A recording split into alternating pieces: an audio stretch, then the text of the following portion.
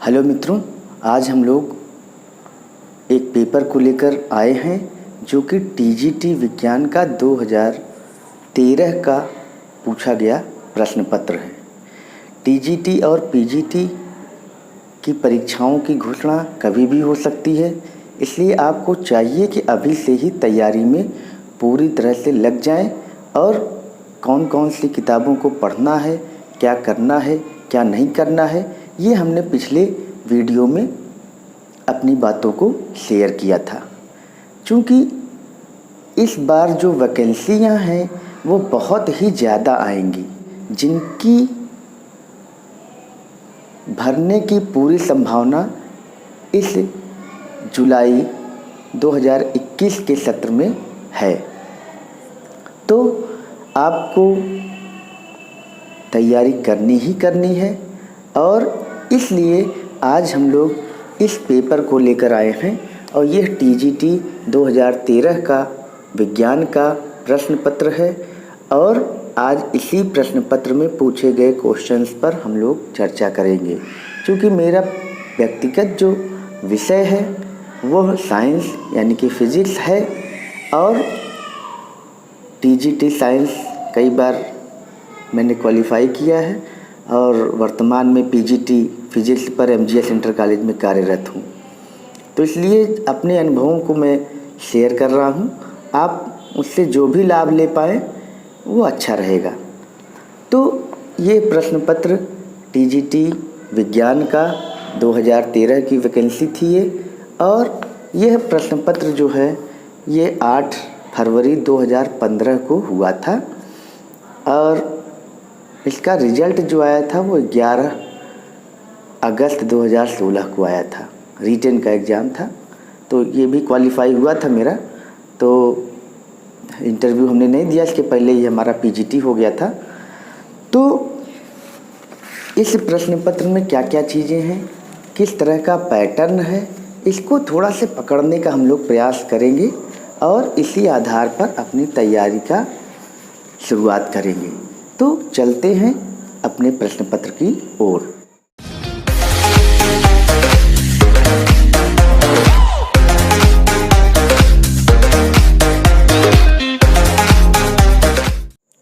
तो मित्रों, ये है हमारा 2013 का पेपर और ये बुकलेट सीरीज ए है।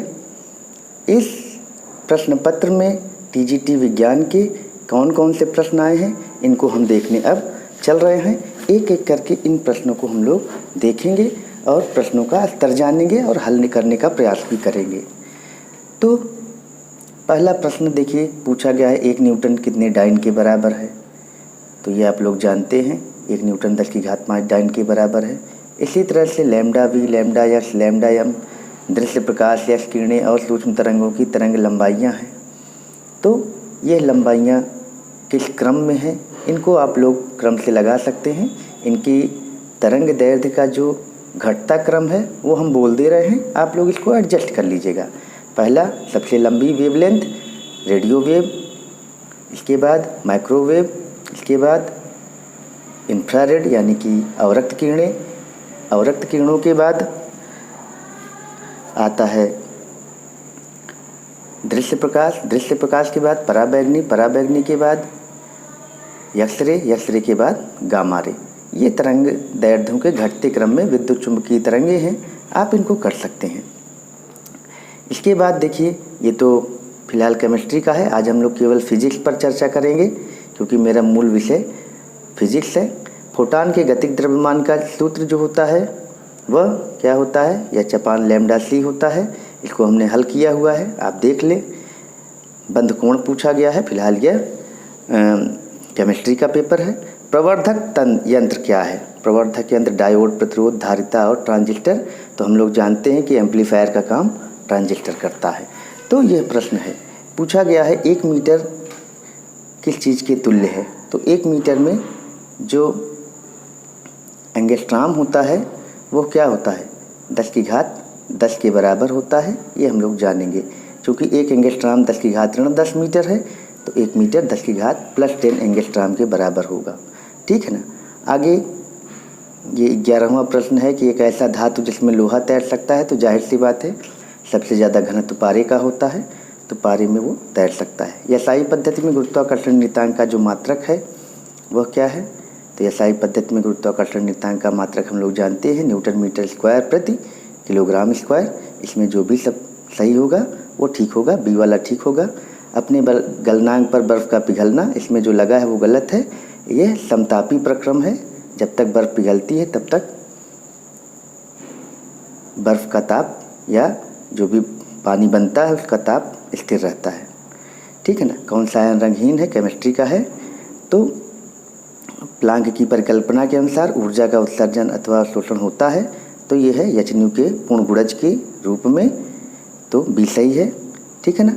इसी तरह से 17वां प्रश्न है, एक बंदर के लिए पृथ्वी की सतह से पलायन का वेग 11.2 किलोमीटर प्रति सेकंड है। हाथी के लिए क्या होगा? हम लोग जानते हैं पलायन वेग द्रव्यमान पर निर्भर नहीं करता, जो वस्तु फेंकी जाती है उसके द्रव्यमान पर निर्भर नहीं करता, बल्कि उस हैवी बॉडी के द्रव्यमान पर निर्भर करता है जिसके लिए पलायन वेग हम लोगों ने निकाला है। जैसे सेलेस्टियल बॉडीज यानी कि भूमंडलीय जो पिंड होते हैं, उन्हीं के लिए पलायन वेग का अध्ययन हम लोग करते हैं। अपवर्तन के नियम का प्रतिपादन किसने किया था? तुम लोग जानते हो कि ये स्नेल का था, ठीक है ना। इसी तरह से 20वां प्रश्न है, हम लोग केवल फिजिक्स के प्रश्नों को आज हम लोग देखेंगे, केमिस्ट्री के प्रश्नों के लिए किसी और दिन हम लोग बैठेंगे। तो तरंगाग्र के लंबवत खींची गई रेखा, हम लोग जानते हैं वेव फ्रंट के लंबवत जो रेखाएं चलती हैं वो किरणें होती हैं, तो क्या है? इसका बी होगा। तो वातावरण में उपस्थित ढेर सारी गैसों के पृथ्वी के आसपास बने रहने का कारण क्या है? तो हम लोग जानते हैं कि वायुमंडलों की उपस्थिति का कारण क्या है? पृथ्वी का गुरुत्वाकर्षण है। चंद्रमा पर गैसें इसीलिए नहीं हैं क्योंकि वहाँ पर गुरुत्वाकर्षण इतना कम है कि गैसें पलायन कर जाती हैं, ठीक है। सूर्य की ऊर्जा का स्रोत हम लोग जानते हैं नाभिकीय संलयन ही सूर्य की ऊर्जा का स्रोत है। इस तरह से आगे जो ये प्रश्न है 25वां, वो तो केमिस्ट्री का है, सारे मिक्स प्रश्न है इसमें।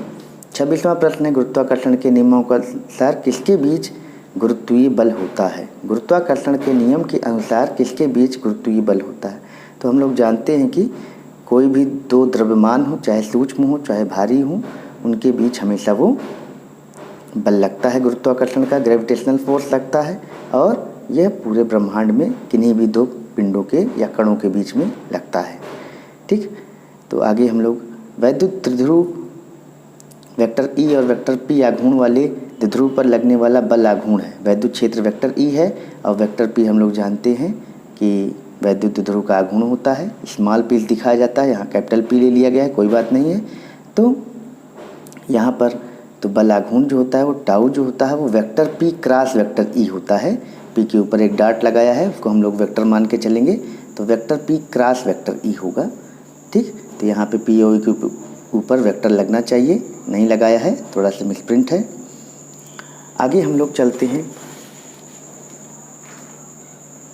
33वें प्रश्न पर। अच्छे उत्सर्जक अच्छे अवशोषक भी होते हैं, थर्मोडायनामिक्स का क्वेश्चन है। न्यूटन का शीतलन नियम, स्टीफन का नियम, प्रोवेस्ट का नियम, किरचॉफ का नियम। तो किरचॉफ का नियम ये कहता है कि जो चीज़ ऊष्मा को ज़्यादा अवशोषित करेगी वही ऊष्मा का उत्सर्जन भी ज़्यादा करेगी। न्यूट्रॉन की खोज हम लोग जानते हैं ईटा पर नाचे, ईटा इलेक्ट्रॉन की थॉमसन पर प्रोटॉन का रदरफोर्ड, और नाचे ना का मतलब न्यूट्रॉन, न्यूट्रॉन का मतलब चैडविक, तो न्यूट्रॉन का चैडविक, ठीक। आगे क्या है, निम्नलिखित में से कौन सी वैद्युत चुंबकीय तरंगे नहीं है? तो कौन सी वैद्युत चुंबकीय तरंगे नहीं है? अभी पीछे के प्रश्न में जो पहला प्रश्न था उसमें हम लोगों ने देखा था कि विद्युत चुंबकीय तरंगे केवल 7 तरह की हैं। कौन कौन सी? Radio wave, microwave, infrared, visible, ultraviolet, x ray और गामा रे। तो इनमें देखो गामा किरणें भी आ गई, ऊष्मीय तरंगे, इंफ्रारेड तरंगों को ऊष्मीय तरंगे कहा जाता है, एक्सरे भी आ गई। बीटा जो होता है ये किरणें नहीं है, ये ईएम वेव नहीं है। बीटा किरणें जो होती हैं वो कण होते हैं। जनरली बीटा कण जब पुंज के रूप में चलते हैं तो उनको बीटा किरणें कहते हैं, लेकिन बीटा जो है वो वास्तव में किरणें नहीं हैं, वो बीटा कण होते हैं जो किरण पुंज के रूप में चलते हैं। तो समतापी प्रक्रम में क्या स्थिर रहता है? तो समतापी प्रक्रम जानते हो कि समतापी प्रक्रम में ताप स्थिर रहता है। निकट दृष्टि दोष के निवारण के लिए क्या उपयोग किया जाता है? तो हम लोग जानते हैं अवतल लेंस का उपयोग किया जाता है उचित क्षमता का। किसी खोखले गोले के केंद्र पर गुरुत्वीय क्षेत्र की तीव्रता क्या होती है? तो हम लोग जानते हैं 0 होती है। अगला प्रश्न जो है वो केमिस्ट्री का था। गतिमान, अगला प्रश्न हम लोग देखते हैं। गतिमान वस्तु का जड़त्व निर्भर करता है। तो हम लोग जानते हैं कि जो जड़त्व होता है वो द्रव्यमान की माप होती है, तो द्रव्यमान ही जड़त्व होता है। ठीक, बाकी केमिस्ट्री का पेपर है ये सब चीज़ें, ठीक है ना। तो पृथ्वी की सतह पर सर्वाधिक उपलब्ध तत्व, तो ये ऑक्सीजन है। सर्वाधिक मात्रा में उपलब्ध तत्व ऑक्सीजन होता है। इस पर जो भी लगा है इस पर आप मत जाइएगा, जो हमने लगाया है जो बता रहे हैं वही ठीक है, ऑक्सीजन। प्रकाश में ध्रुवण की घटना हम लोग जानते हैं अनुप्रस्थ प्रकृति को प्रदर्शित करती है। बहुत फेमस प्रश्न है, हमेशा आता है, ठीक है ना। तो बाकी सब चीज़ों में तो आपकी केमिस्ट्री की हैं। अगला हम लोग देखते हैं, ये देखिए किसी कण के विस्थापन का निम्न संबंध के अनुसार, किसी कण का विस्थापन निम्न संबंध के अनुसार बदलता है। x बराबर 4 cos pi t plus sine pi t, ठीक है। तो कण का आयाम, तो कण का आयाम यहाँ पर चूँकि ये 2 दिशाओं में चलने वाली तरंग है, 2 लंबवत तरंगों के आयाम दिए गए हैं। एक 4 है, एक 4 cos पाई टी, एक 4 साइन पाई टी। तो दोनों तरंगे एक दूसरे के लंबवत हैं, अतः इनका परिणामी जो विस्थापन होगा वो दोनों के विस्थापनों के अधिकतम मानों का वर्ग का अंडर रूट होगा, वर्ग के जोड़ का अंडर रूट होगा। यानी कि अंडर रूट 4 का स्क्वायर प्लस 4 का स्क्वायर यानी कि 32 हो जाएगा अंडर रूट, और ये 4√2 हो जाएगा। अदिश राशि इसमें क्या है? तो अदिश राशि वेग, विस्थापन, संवेग ये तीनों ही सदिश हैं। ताप जो है वो अदिश राशि है, ठीक है ना। इसी प्रकार से आयोडीन 125 का अर्धायु 60 दिन है। 180 दिन बाद उपस्थित रेडियो एक्टिवता का प्रतिशत क्या होगा? तो n बराबर n0 हाफ की पावर n 60 दिन है। तो 60 दिन में n का मान कितना हो जाएगी? कितनी अर्धायु होंगी? 3 अर्धायु। तो 3 अर्धायु की संख्या को n बराबर n0 1/2 की पावर 3 कर देंगे तो n0/8 हो जाएगा, ठीक है ना। तो अब उसका अगर हम प्रतिशत निकालते हैं तो n0/8 × 100 और अपान 100 करेंगे तो हमारा 12.5% यहाँ पर आ जाएगा। हल हुआ है, आप लोग इसको निकाल सकते हैं, ठीक है ना। पानी जब जमता है तो उसके अणुओं के बीच की दूरी, ये फिजिक्स का भी प्रश्न हो सकता है और केमिस्ट्री का भी।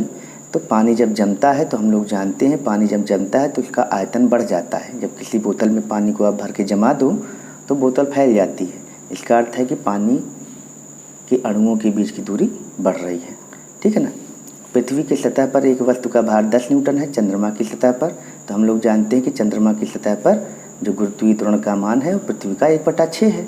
तो 10 को 6 से भाग दे दो, आंसर आ जाएगा, ठीक है ना। 10 को 6 से भाग देंगे 1.67 न्यूटन आ जाएगा। तो इस तरह से 53वां क्वेश्चन जो है ये हमारा 4 1H1 गिव्स 2He4 और plus 2 1 beta 0 plus 2 new plus 26 million electron volt, ठीक है ना। तो ये क्वेश्चन जो है ये थोड़ा से डाउटफुल क्वेश्चन है। ये कुमार मित्तल में इसका आंसर मिल जाएगा, इसको आप लोगों को देखना है। और जहाँ तक उम्मीद है ये संलयन का प्रश्न है। ये अगला क्वेश्चन है 10 ओम एवं 30 ओम के 2 प्रतिरोध किसी परिपथ में समांतर जुड़े हैं, परिपथ का प्रतिरोध क्या होगा? तो समांतर क्रम में एक शॉर्टकट हम बता देते हैं, गुणा बटा जोड़, यानी कि 30 × 10 बटा 30 धन 10, 30 धामा 300 बटा 40, 300 बटा 40 यानी कि 30/4, 30/4 का मतलब 30 का चौथाई यानी 7.5 ओम। तो इस तरह से ये भी क्वेश्चन हमारा हो जाएगा। तो आगे चलते हैं अगले पेपर की ओर। चाल समय ग्राफ का ढाल क्या प्रदर्शित करता है? तो चाल समय यहाँ गलत दिया गया है, यहाँ वेग समय होना चाहिए था। तो वेग समय ग्राफ का ढाल जो होता है वो त्वरण होता है, लेकिन मान के यही चला जाएगा कि वेग त्वरण ही है, ठीक है ना। चुंबकीय क्वांटम संख्या क्या प्रदर्शित करती है?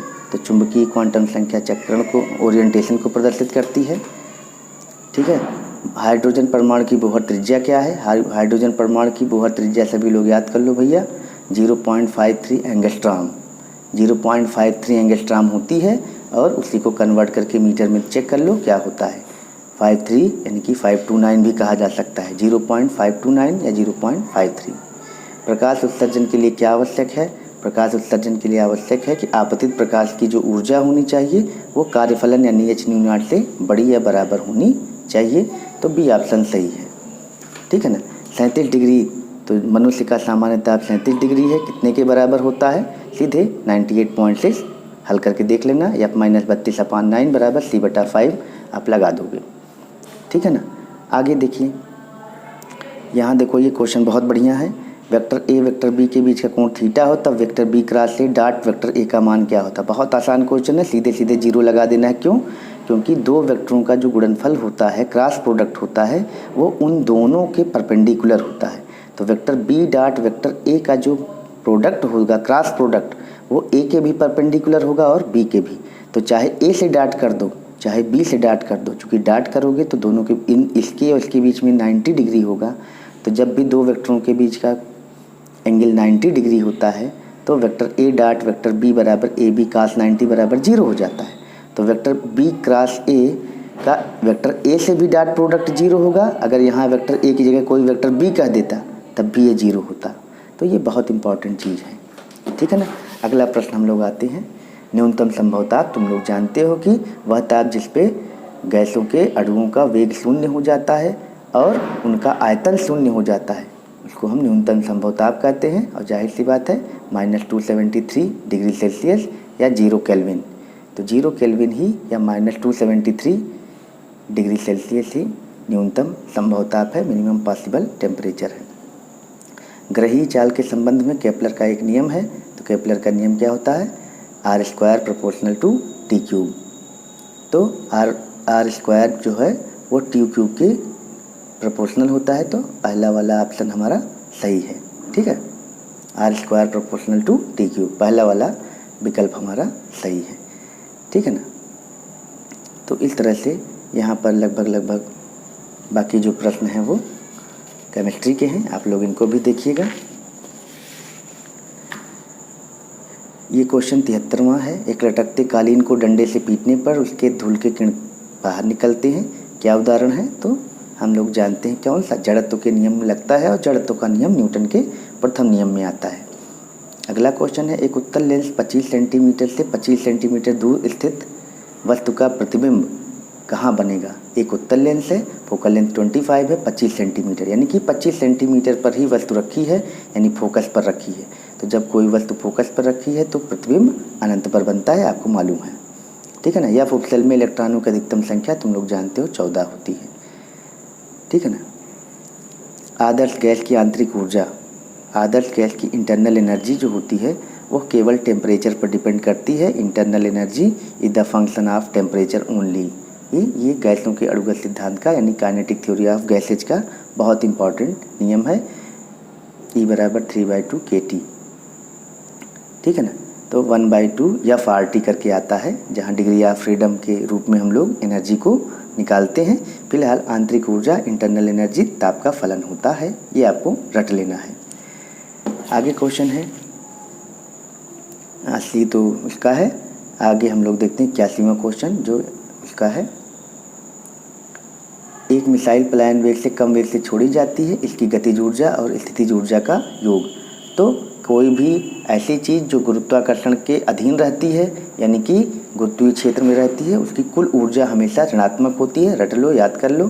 जैसे हम लोग अगर पृथ्वी पर हैं, कोई पूछे एक आदमी की ऊर्जा क्या है यहाँ पर पृथ्वी पर, तो वह ऋणात्मक है। अगर ऋणात्मक ऊर्जा ना होती तो हम लोग पृथ्वी पर बने न रहते, हम लोग बाहर की ओर फेंक उठते।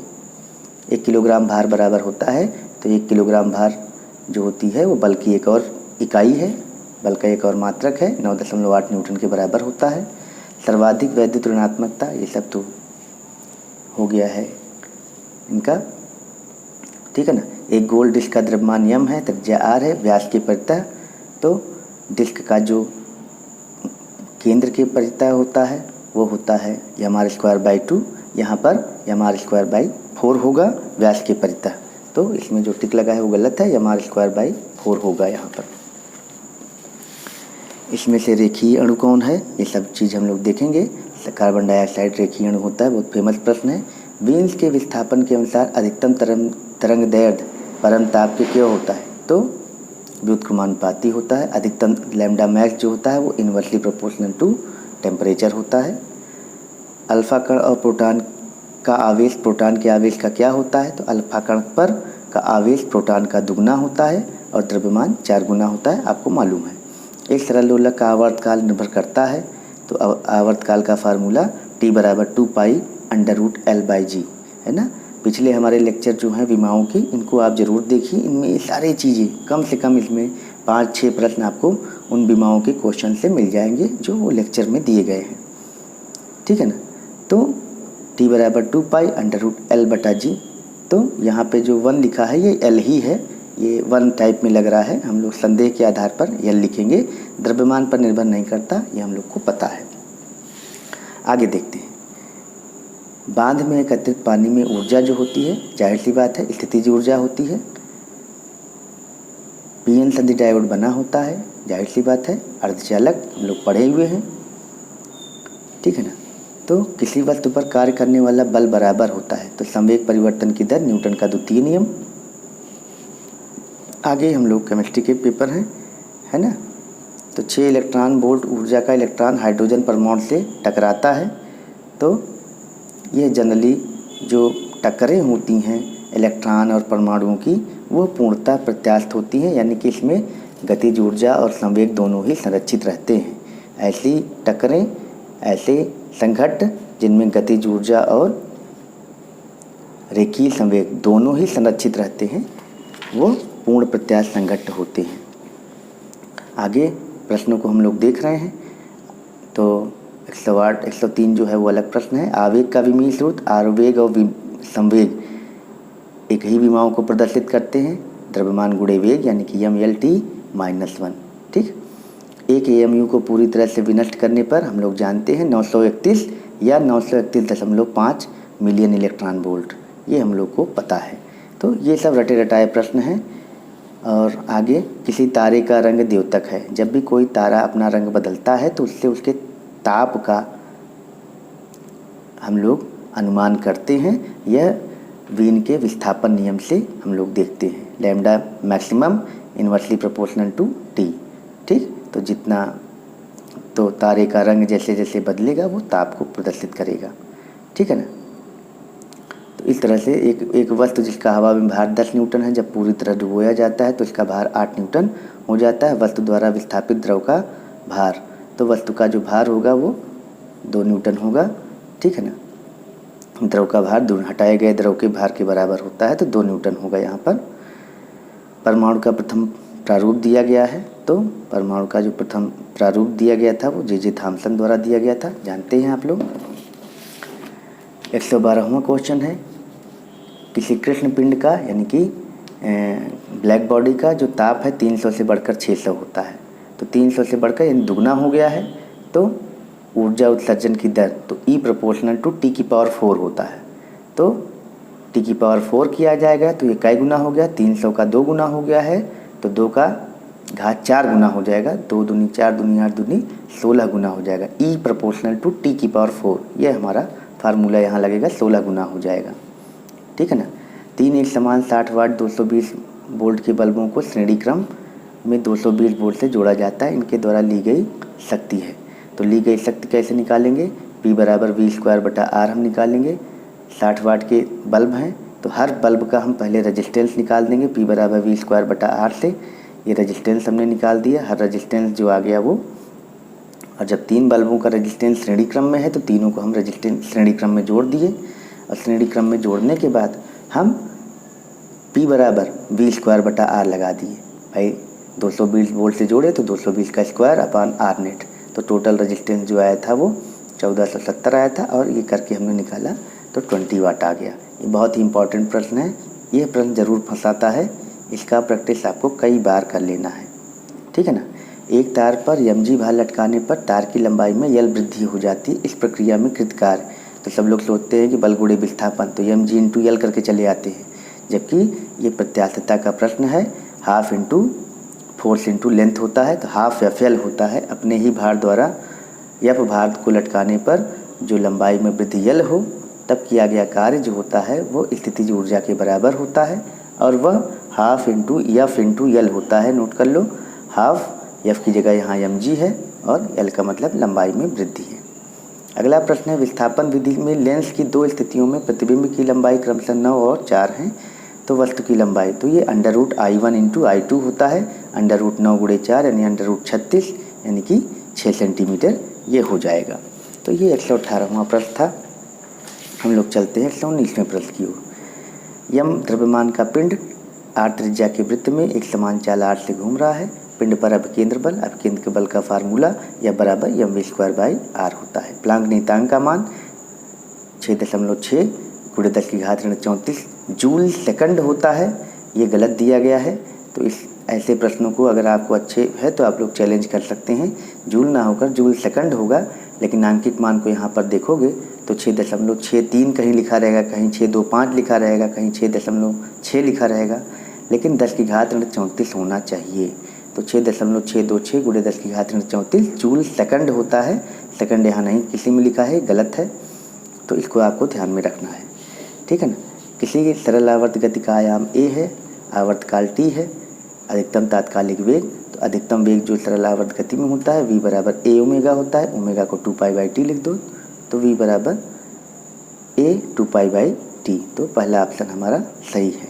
123वां केमिस्ट्री का है। 124वां ऊष्मीय विकिरण की तरंगदैर्घ्य। ऊष्मीय विकिरण यानी हीट, तो हीट जो होती है वो क्या कहते हैं, जो आपका 4000 से 7800 तक होता है, ये हमारा विजिबल होता है। तो विजिबल से ऊपर की जो तरंगदैर्घ्य होती हैं वही हमारी ऊष्मीय विकिरण की तरंगदैर्घ्य है। इसी को हम लोग इंफ्रारेड भी कहते हैं, इंफ्रारेड तरंगे या ऊष्मीय तरंगे या अवरक्त तरंगे। तो ये हमारा 7800 से अधिक है। चलिए लास्ट वाला क्वेश्चन ये आपका केमिस्ट्री का है। इस तरह से हम लोगों ने देखा कि किस प्रकार से इन प्रश्नों को हम लोग देखते हैं। तो मित्रों, इस प्रकार से हम लोगों ने आज TGT 2013 के विज्ञान के प्रश्नों को लगा लिया। आज हमने इसमें फिजिक्स के प्रश्नों को देखा है, और इसमें अगर आपको कोई भी दिक्कत हो रही हो, आपको कुछ और जानना हो, तो आप हमारे कमेंट बॉक्स में आकर ज़रूर बताएं, और इस वीडियो को लगातार प्रसारित करते रहें, देखते रहें, और सब्सक्राइब चैनल को ज़रूर करते रहें, जिससे कि आगे वाले लेक्चरों को आपको देखने को मिलता रहे, उसका नोटिफिकेशन ऑन होता रहे, मिलता रहे, और आपको भविष्य में सफलता प्राप्त हो। इन्हीं शुभकामनाओं के साथ गुड बाय।